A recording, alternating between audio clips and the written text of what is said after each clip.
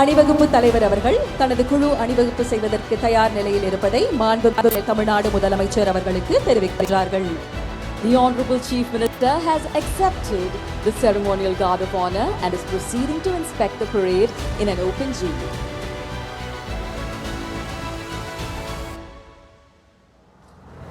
மாண்புமிகு தமிழ்நாடு முதலமைச்சர் அவர்கள் காவல்துறையினர் வழங்கிய அணிவகுப்பு மரியாதை ஏற்றுக்கொண்டு காவல்துறையினரின் அலங்கார அணிவகுப்பை பார்வையிட்டு சிறப்பிக்க புறப்பட்டு செல்கிறார்கள். Ladies and gentlemen, the Honorable Chief Minister of Tamil Nadu will now inspect the parade.